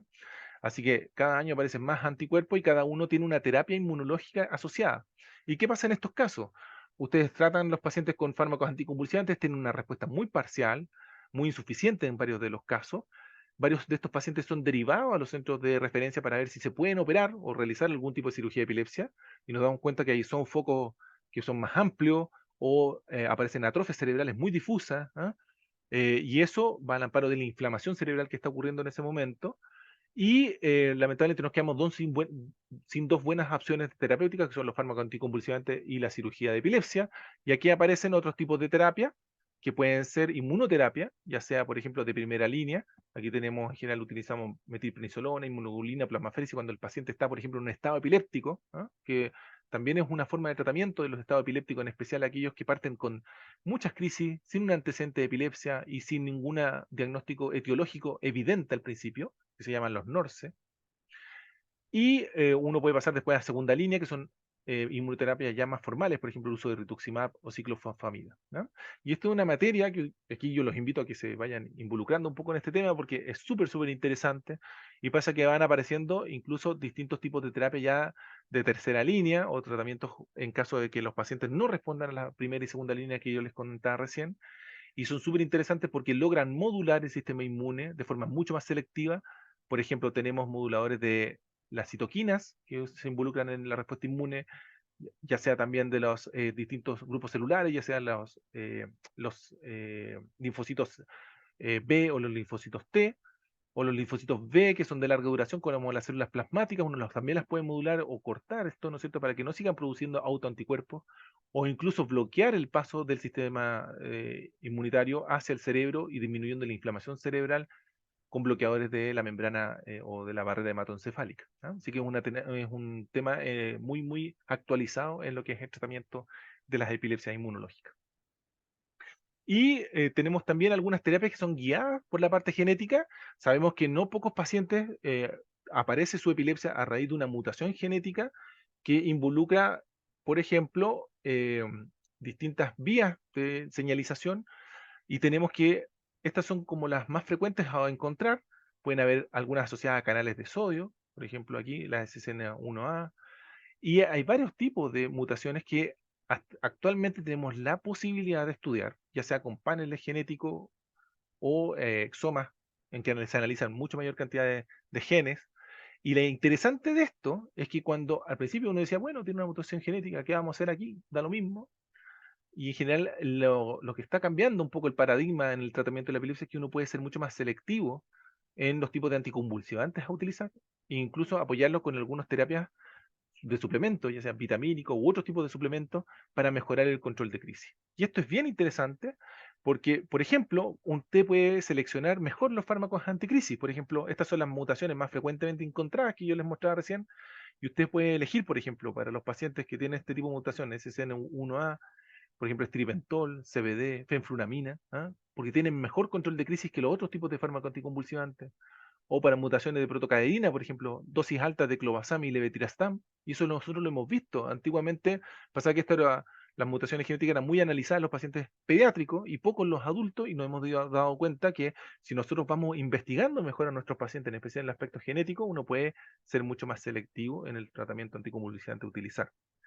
Hace poquito, no sé, la semana pasada encontramos esta mutación en una paciente y claro, ella está respondiendo actualmente a dosis muy altas de la motrigina, ¿ah? A niveles plasmáticos mucho más altos de lo que se utiliza en lo habitual en los pacientes. Por lo tanto, esta selectividad puede ser en los fármacos anticrisis y en especial en los que se llaman las canulopatías, o sea, mutaciones en canales iónicos, ya sea de sodio, potasio, calcio, etcétera.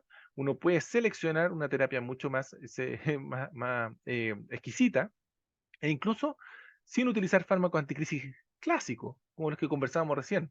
Y usted puede utilizar otro tipo de mecanismos. Por ejemplo, el otro día encontramos una chiquilla que tiene una mutación en este que es CHRNA, A4 en el caso de ella, y comenzó con suplementación de nicotina. La misma suplementación que utilizan los pacientes que tienen tabaquismo crónico y que quieren dejar de fumar, que son estos parches de nicotina, y empezó a utilizarlo y tuvo o está teniendo actualmente un mucho mejor control de su crisis, ¿no? Entonces, podemos utilizar fármacos anticrisis bien seleccionados, clásicos, pero también unos nuevos, ¿ah? Por ejemplo, nicotina, memantina, aminopiridina, etcétera. Y lo otro interesante es que si usted encuentra distintos tipos de mutaciones, además puede utilizar suplementos, ¿ah? Por ejemplo, aquí está lo que conversamos antes, la dieta cetogénica, creatina, ¿ah? Y hace poco nos llegaron algunas mutaciones eh, en esta que es la SLC35A2, que produce algunas alteraciones en la conformación de los oligodendrocitos en la corteza cerebral y que es susceptible de tratamiento con galactosa, ¿ah? Con D-galactosa. Y andan mejor incluso que utilizando los fármacos anticonvulsivantes y habiéndolos llevado a cirugía de epilepsia. Entonces, esto de las terapias asociadas o según la genética de cada paciente está haciendo, yo diría, un cambio en el paradigma actual. Y finalmente, solo una diapositiva para el tema del pronóstico. Generalmente, ¿qué es lo que uno le comunica a los pacientes con epilepsia? Es que tienen un pronóstico que es bueno, ¿ah? Uno no es pesimista en ese sentido. Generalmente los pacientes tienen un buen control de crisis con estas terapias que yo les comentaba, 70% de ellos queda sin crisis al utilizar un fármaco anticonvulsivante, así que hay que mirar el vaso medio lleno más que medio vacío. Sí existen algunos síndromes que son más devastadores, ¿no es cierto? Aquí tenemos, por ejemplo, la libertad de crisis en porcentaje, y lamentablemente hay algunos que tienen muy bajo porcentaje, por ejemplo, los síndromes de Lennox-Gastaut, en los cuales tenemos que utilizar terapias que son mucho más paliativas, etcétera, que alcanzan solo libertad de crisis en un 3%. ¿Ah? Pero en general, la gran mayoría de los pacientes con epilepsia tienen un buen pasar. ¿Ah? Ahora, ¿cuál es el énfasis principal en los tratamientos de epilepsia? Entender la etiología. Si usted no entiende la etiología o por qué está teniendo crisis el paciente, probablemente su tratamiento no va a ser tan exquisito o tan bien seleccionado como debería ser. Entonces, un enfoque principal cuando usted quiera tratar a un paciente con epilepsia, entienda su etiología, por qué está teniendo esta crisis.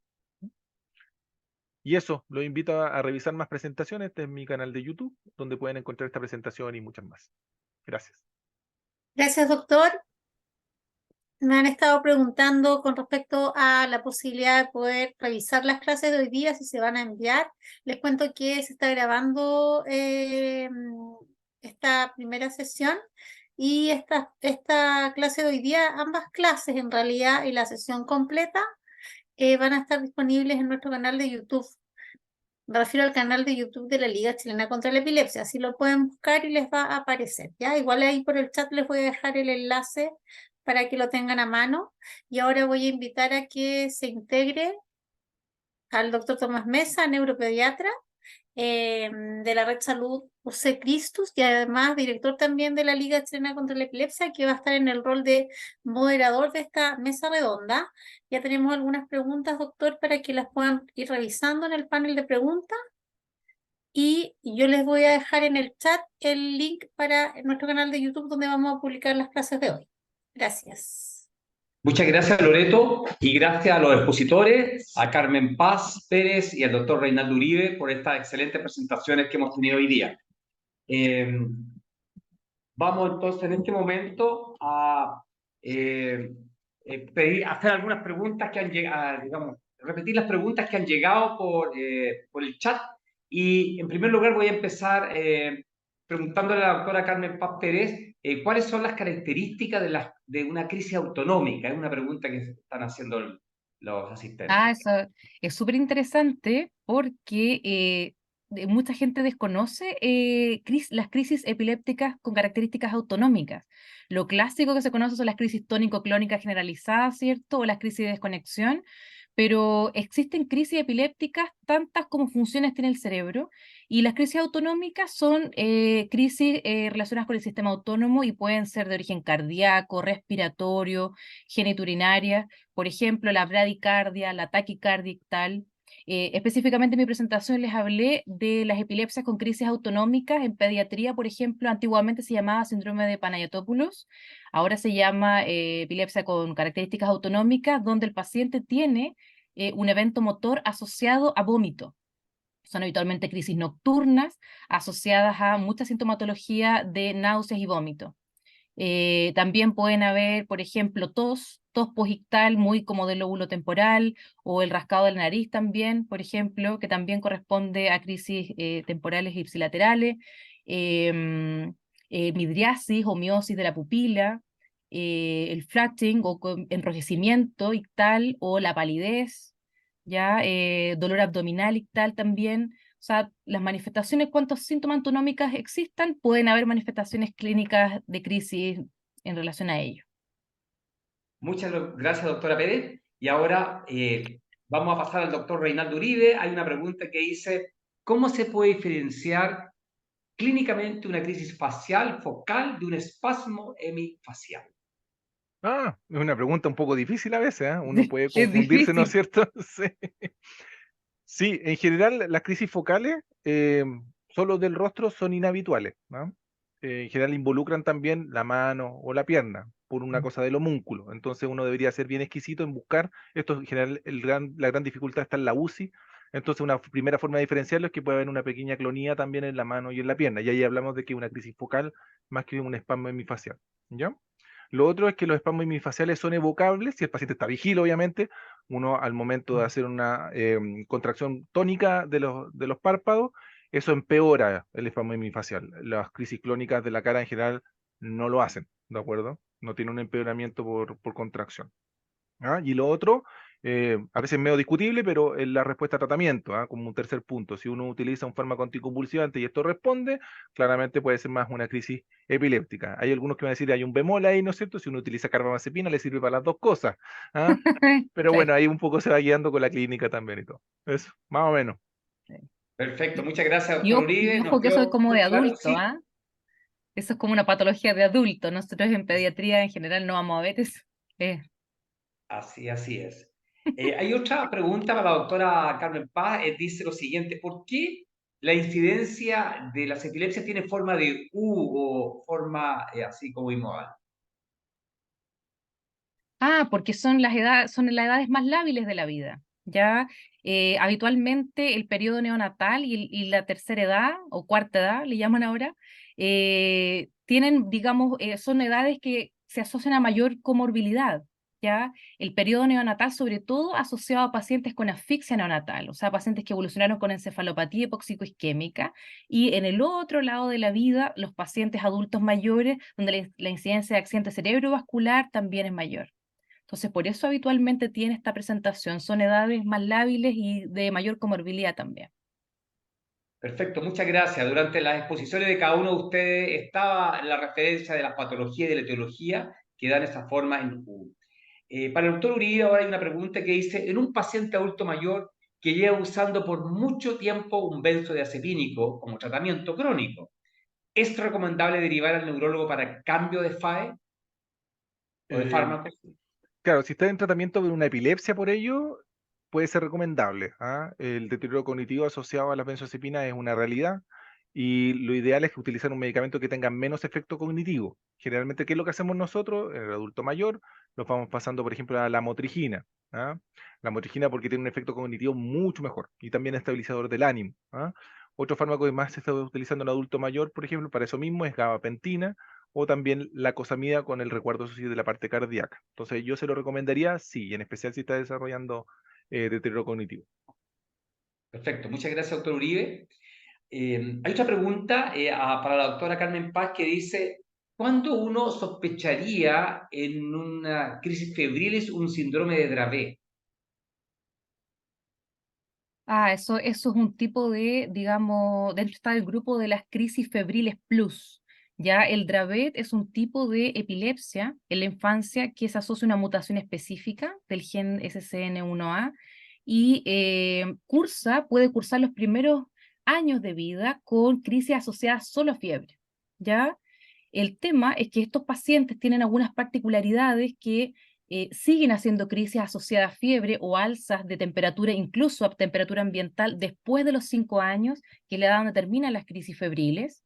También son pacientes que tienden a tener crisis con temperaturas corporales muy bajas. Y también empieza a asociarse a pacientes que tienen pérdida de habilidades previamente adquiridas o retraso del desarrollo psicomotor. ¿Ya? Usualmente los pacientes con crisis febriles, que es el diagnóstico diferencial ahí, tienen examen neurológico y desarrollo normal. ¿Ya? Entonces ahí uno puede ir orientando en que en el fondo esto no es solo una crisis febril, sino que el paciente puede tener una epilepsia asociada a fiebre o crisis epiléptica asociada a fiebre. Perfecto, muchas gracias, doctora Carmen Paz, que muchas veces también hacen muchos estatus febriles, ¿no es cierto? También. Eh, Ahora, hay otra pregunta para el doctor Uribe que dice, ¿qué características tienen la psicosis por fármaco antiepiléptico como, por ejemplo, el levetiracetam? Por ejemplo, ¿es al inicio o cuando tiene el tratamiento crónico o es dosis dependiente? Esa es la pregunta que está haciendo un... Perfecto. Lo primero es que los cuadros depresivos son frecuentes con levetiracetam, alcanzan un tercio de los pacientes, 30%, entonces es algo que no es menor, ¿ya? Ahora, solo un 5% va a desarrollar síntomas psicóticos más severos, ¿ah? Esto de tener alucinaciones, ¿ah? Y lo otro importante es que generalmente cuando uno lo piensa, cuando el paciente lamentablemente no tiene antecedentes familiares, por ejemplo, no tiene cuadros psicóticos previos, y esto es de nuevo, ¿ah? Parte asociado o relacionado al medicamento. Ahí uno puede atachar la aparición de esa psicosis. Y lo otro interesante que tiene es que es dosis dependiente, ¿ah? Por lo tanto, si usted carga a un paciente endovenosamente y está usando dosis alta, esa psicosis es más probable que aparezca. Por lo tanto, usted puede irla solucionando con la reducción del medicamento. A veces no es necesario suspender absolutamente, uno puede utilizar dosis más bajas y ese cuadro psicótico va a desaparecer. Ahora, más difícil, eso sí, el manejo de los síntomas depresivos, porque estos sí se pueden mantener incluso teniendo dosis bajas, ¿no? Así que, como poder saber, así como los tips, es muy relacionado al medicamento, no hay antecedentes familiares, no hay ninguna causa para poder decir que aparezca la psicosis más que el mismo fármaco. ¿Ah? ¿Y cómo lo puede solucionar usted? Generalmente nosotros partimos con algún tipo de antipsicótico para poder paliar los síntomas, porque puede ser muy severo, y rápidamente se van reduciendo las dosis. ¿Cuánto? Hasta lo mínimo que pueda utilizar el enfermo. Si hay que suspender, bueno, se cambiará por otro fármaco. Perfecto, muchas gracias, doctor Uribe. Quiero decir también que yo creo que con Carmen Paz nos ha pasado también que los niños también se dan trastornos de conducta muy importantes y graves, en algunos casos con el uso del levetiracetam, pero un Sí. porcentaje bajo. Sí, de hecho hay pacientes que tienen trastorno de conducta previo que evitamos usar levetiracetam porque se ha visto que empeora el trastorno de conducta. Así que Correcto. Súper. Una pregunta entonces para la doctora Carmen Paz, que dice, una vez que se administra el fármaco antipiléptico para un estatus, ¿cuánto tiempo debe iniciar el tratamiento oral del mismo medicamento u otro? Claro. depende, depende, porque si el paciente tiene antecedentes, por ejemplo, de crisis previa, alguna crisis no provocada previa, o sea, si el paciente recuperó conciencia, si el paciente está de alta o está hospitalizado, pero puede alimentarse vía oral, puede iniciarse de inmediato, ¿ya? O sea, debería el tratamiento iniciarse de inmediato. ¿Ah? Eso va a depender de si la vía de administración la puede recibir el paciente o no. ¿Mm? Y también la causa del estatus. O sea, en el fondo, si hizo un estatus, por ejemplo, porque está con una infección del sistema nervioso central, claro, el tratamiento inicial será tratar la infección, ¿cierto? Si es una encefalitis, qué sé yo, y luego cuando el paciente esté recuperado de conciencia, se inicia el tratamiento anticonvulsivante si es que amerita. Pero sí puede recibir fármacos vía oral y no hay problema, lo podría hacer inmediatamente. Absolutamente, porque hay que pensar en luego del tratamiento agresivo contra el estatus, hay que mantenerlo más adelante, como dices tú, y muchas veces son medicamentos que no se pueden mantener, los que se usan endovenosos, etc. Muy bien. Hay una pregunta para el doctor Uribe, ¿qué antidepresivos son de elección en epilepsia? Bien, en general, los antidepresivos tienen un efecto positivo en los pacientes con epilepsia cuando están cursando una depresión. Entonces, ¿tienen que utilizar? Sí, el beneficio es mayor que el riesgo. El riesgo de presentar crisis epilépticas por antidepresivo en general es muy bajo. ¿Ah? Y dentro de la familia de antidepresivos, en general los inhibidores de recaptura de serotonina son los más seguros. El que más utilizamos nosotros es sertralina, obviamente. Y va aumentando un poquito el riesgo a medida que van apareciendo los duales, ¿ya? Hay un dual que principalmente hay que tener cuidado y ojalá no utilizar, que es el bupropión. ¿Ah? En general, si es de liberación inmediata, tiene más riesgo aún. Entonces sería el que uno tiene que tener en particular atención. ¿Ah? Y también los tricíclicos en dosis muy alta. ¿Ah? Eso con respecto al manejo antidepresivo, los antipsicóticos son otra familia. ¿Ah? Así que ese lo vamos a dejar para después. Muchas gracias, doctor Uribe. Para la doctora Carmen Paz, dice, en el sistema público, ¿el electroencefalograma puede solicitarlo cualquier médico o este examen debe ser indicado por el neurólogo? En el sistema público, habitualmente tiene que ser indicado por neurólogo o psiquiatra. Y cuando los pacientes están hospitalizados, puede ser hecho por el médico de la UCI, por ejemplo, el pediatra a cargo, pediatra residente o el neonatólogo, en el caso pediátrico. Pero en general, en el sistema público, tiene que ser solicitado por especialista.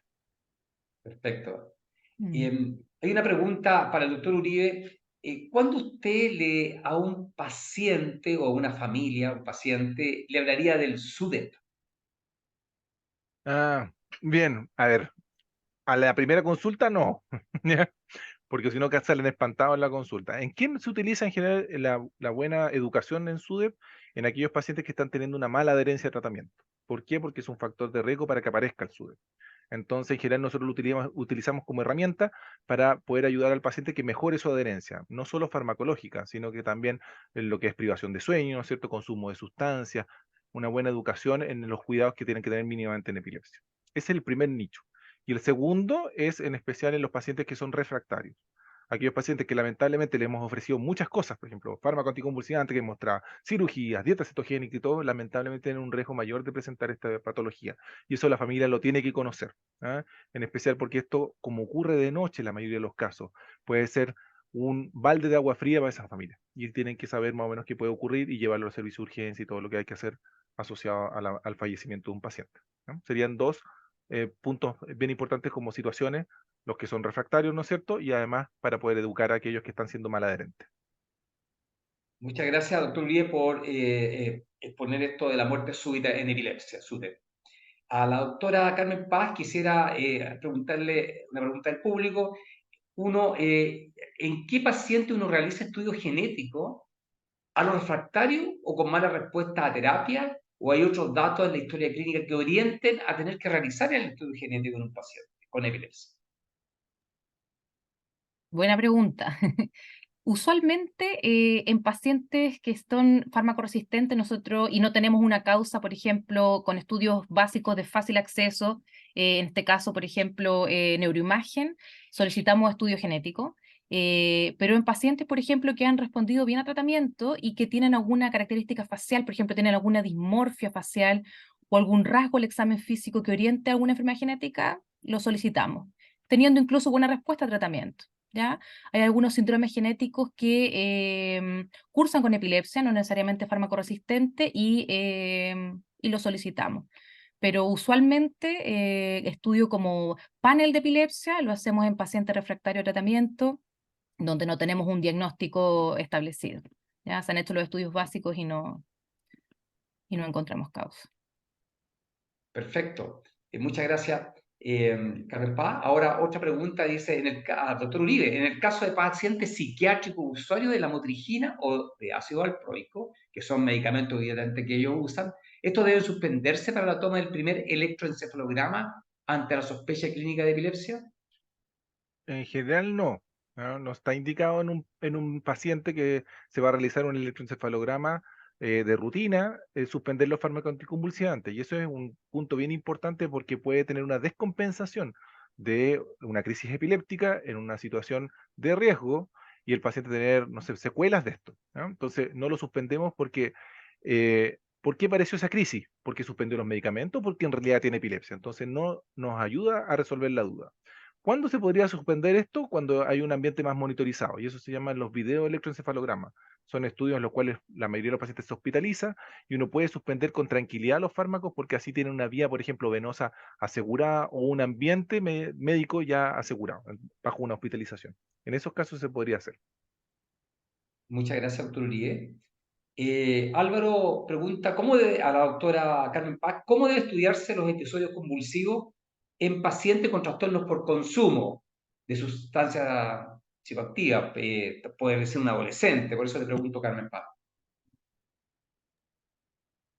Ah, importante. Y ahí la anamnesis también es importante, porque hay que ver si es que hay una relación temporal entre el consumo y la aparición de los eventos. ¿Mm? Es importante, porque claro, podrían ser crisis provocadas asociadas a algún tóxico, digamos, algún alcohol, alguna droga que podría ser la causa, ver esa relación temporal, ver el tipo de evento que ocurre, en qué contexto ocurre, y bueno, estudiar con el electroencefalograma. A ver, Perfecto. porque también en pacientes que tienen consumo de sustancia pueden también tener eventos paroxísticos no epilépticos y también estar asociada a comorbilidad psiquiátrica. Entonces, ahí yo creo que una buena anamnesis, una buena historia clínica va a ayudar a dilucidar en un porcentaje bien importante si es que amerita o no hacer un electroencefalo o un estudio complementario de epilepsia en ese caso. Perfecto, muchas gracias Carmen Paz. Y siguiendo con las preguntas que hay, respecto a los efectos adversos al doctor Uribe de los fármacos antiepilépticos, cuando uno piensa que un episodio depresivo pudiera estar relacionado con el inicio de este, ¿hay periodo de tiempo del inicio del fármaco al desarrollo del episodio u otras características? Estamos hablando del fármaco y los episodios depresivos. Claro. Miren, en estricto rigor, ¿de qué es frecuente? Sí, primero, aparece, no, porque la gran mayoría de los fármacos anticonvulsivantes son depresores del sistema nervioso central, entonces es lógico que aparezcan cuadros depresivos, ¿ya? Son pocos los que no tienen un efecto así, en especial es la motrigina, ácido valproico, todo el resto tiene algún efecto para aparición de depresión. Entonces ahí uno tiene un juego en el aspecto de que el paciente va muy bien de la epilepsia por el fármaco anticonvulsivante. No lo puedo suspender porque si no aparece en crisis y ahí, sí, ahí está indicado, por ejemplo, el apoyo con antidepresivos y tratar de estabilizar el cuento así. ¿De acuerdo? ¿Cuánto tiempo se demora? Es muy variable de paciente a paciente y es muy variable entre fármacos. Hay fármacos que son muy agudos cuando aparece esto. Por ejemplo, el levetiracetam, uno ve que rápidamente aparece. ¿Por qué? Uno lo utiliza en general en dosis altas desde el inicio. ¿De acuerdo? Pero puede ser algunos muy larvados, por ejemplo, el uso de benzoazepinas o, por ejemplo, el uso larvado de topiramato, aparecen meses después, ¿de acuerdo? Hay algunos que tienen un efecto un poco dual, hay gente que anda con aparición de depresión por el uso de carbamazepina, pero en otros pacientes les produce todo lo contrario, andan bastante mejor o estabilizados como estabilizados de ánimo. ¿Ah? Entonces es variable en realidad entre pacientes y es variable entre fármacos. Lo que sí les recomiendo es que si usted tiene esos síntomas o aparecen esos síntomas en su paciente, no suspenda la terapia inmediatamente, fíjese que esté bien el control de las crisis y utilice algún fármaco antidepresivo. Si eso ya no funciona, bueno, ahí empieza a bajar las dosis y tratar de poner en riesgo un poco al paciente de que aparezca en crisis. pero antes yo utilizaría más que nada el antidepresivo. Muchas gracias, doctor Uribe. Hay una pregunta para la doctora Carmen Paz. Dice, ¿se ha visto alguna relación entre el uso de algún fármaco antipiléptico y aumento de la incidencia de TEA? La verdad es que no tengo claramente esa asociación establecida. Lo que sí se sabe es que los pacientes con epilepsia tienen alta comorbilidad de trastornos del neurodesarrollo, o sea, y viceversa, o sea, pacientes con trastornos del neurodesarrollo tienen alta comorbilidad de epilepsia, pacientes con trastornos de espectro autista tienen, digamos, mayor prevalencia, mayor incidencia de epilepsia que niños que no tienen trastorno de espectro autista, ¿ya?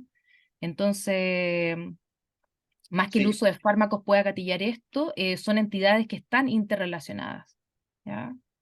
Lo que sí se ha demostrado también que ciertos fármacos, por ejemplo, el ácido valproico, fenobarbital, pueden tener compromiso del neurodesarrollo o generar algún tipo de compromiso cognitivo en los pacientes. Por eso, por ejemplo, en guaguitas chiquititas que usamos fenobarbital, tratamos de mantenerlo por un tiempo muy acotado, suspenderlo. El paciente que usa ácido valproico también se ha asociado, el topiramato también, se ha asociado a mayor distractibilidad, mayores dificultades de aprendizaje, mayores síntomas de inatención. Eso sí podría asociarse más a los fármacos, diría yo. ¿Ya? Perfecto, no, es solamente diciendo que, claro, la población general tiene 1 o 2% de epilepsia y la gente con trastorno del espectro autista, como tú decías, tiene un 33% aproximadamente de descarga o de Mucho epilepsia, así mayor. que es claro eso. Y otro fármaco que, justo para complementarte, que se ha asociado a una situación, que yo creo que muchas veces transitoria, es la vigabatrina, que los deja un Ah, poquito, ¿no es cierto?, como que diferente desde el punto de vista de relaciones sociales. bueno, y además que está asociada también a la alteración del campo visual. Entonces genera una visión tubular y hace que también la forma de interacción visual del paciente pueda no ser ese contacto ocular que estamos acostumbrados. Entonces puede confundirse quizás con síntomas de autismo. Perfecto, muchas gracias. Al doctor Uribe hay una pregunta para él que dice, ¿alguna orientación para guiar el diagnóstico diferencial entre psicosis interictal versus psicosis primaria comórbida? Ya, lo primero es que hay una relación con las crisis. ¿Ah? Yo diría que hay una correlación ahí, por ejemplo, entre la aparición de la psicosis y el momento de la crisis. Cuando son relacionadas las crisis, o sea, psicosis ictal, generalmente es un fenómeno dentro de la semiología de las crisis, o sea, está implicado en algún sector cerebral. Cuando ya está alejado de las crisis o en los momentos interictales, eso en general va a depender un poco si el paciente tiene buen control de las crisis o no. Generalmente estas psicosis interictales de los pacientes con epilepsia son en pacientes con mucha crisis, o sea, muy, muy, muy epilépticos. Y con respecto a los que son más crónicas, o pensando en psicosis tipo esquizofrenia, etcétera, tienen un control de crisis mucho mejor, ¿ah? Están bastante más controlados. Hay una guía, sí, pedí una guía, entonces hay una orientación ahí dentro de los task force de que tiene la ILAE, hay uno que habla solo de la parte psiquiátrica. Y en ese hay una acápite de cómo ir subdividiendo los tipos de psicosis y más o menos cómo ir tratando de hacer el diagnóstico. ¿Ah? No es algo fácil en general. ¿Ah? Eso. Perfecto, muchas gracias. Y la última crisis, porque ya estamos en la hora Ujú. pasado, a la doctora La última Carmen Paz, pregunta. ¿electro con privación de sueño o estándar? ¿Cuándo lo Eso va a pedimos? depender de la sospecha clínica. Si sospechamos que el paciente está teniendo crisis de desconexión o crisis de ausencia, sospechamos quizás una epilepsia de ausencia, con un electro estándar, con una buena hiperventilación va a ser suficiente. ¿Ya? Si sospechamos que el paciente tiene algún tipo de epilepsia que tiende a manifestar mayores síntomas o mayor chance de encontrar actividad epileptiforme en sueño, vamos a pedir con privación parcial del sueño para que el paciente nos aseguramos que se quede dormido durante el registro. ¿Ya? Así que eso va a depender netamente de nuestra sospecha clínica y lo que queramos ir a buscar. ¿Mm? Muchas gracias, doctora Carmen Paz, doctor Reinaldo Uribe, por estas presentaciones y las respuestas que nos han dado a las preguntas que nos han hecho. Y yo también me despido y nos encontramos el próximo miércoles y dejo a Loreto que finalice esta sesión. Sí, bueno, yo me sumo a los agradecimientos de nuestros expositores de esta tarde, doctor Uribe, doctora Carmen Paz Pérez y por supuesto también al doctor Mesa que estuvo moderando esta mesa redonda que tuvo muchas preguntas, se trataron de responder la mayoría. Algunas informaciones generales. Se graba lo de hoy, editamos y lo vamos a estar subiendo en los próximos días a nuestro canal de YouTube para que puedan revisar. El curso tiene contemplado una certificación y para eso es importante que tengan un 75% de asistencia de forma sincrónica, es decir, que se puedan ir conectando semana a semana, y la aprobación de un test final que también es en línea y que se los mandamos luego de terminar la última clase. Así que con esa información me despido. Muchas gracias a todos y nos encontramos el próximo miércoles a las 20 horas. Les vamos a mandar el enlace también de conexión. Muchas gracias. Chao, que estén bien. Chao. Gracias a todos Chao, por participar.